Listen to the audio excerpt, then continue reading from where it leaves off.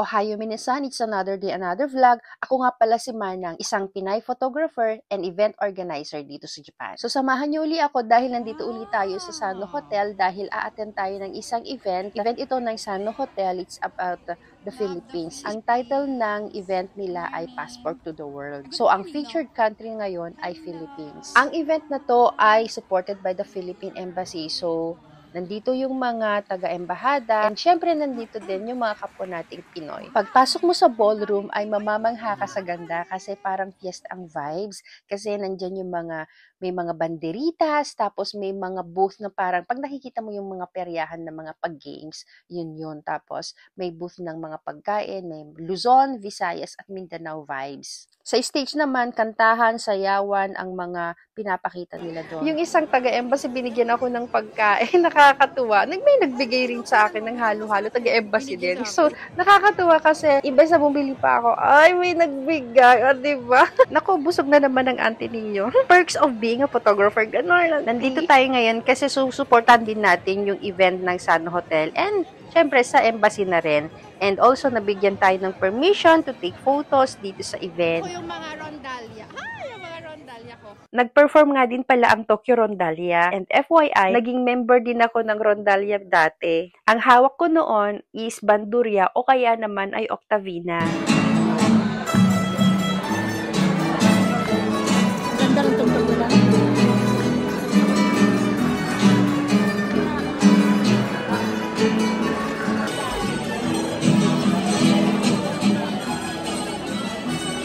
Present din ng apo kong makulit at malikot. Naglalaro siya ngayon dyan ng color game.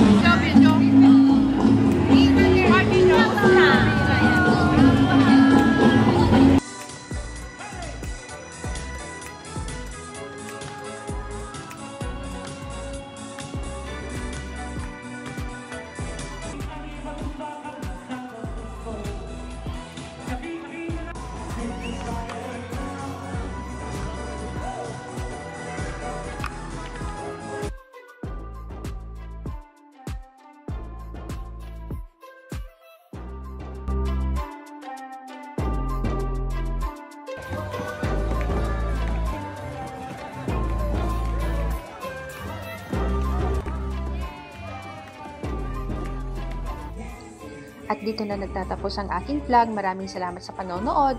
If hindi pa kayo nakapag-subscribe sa akin, please do subscribe, like, and share. Watch out for our next vlog. Bye!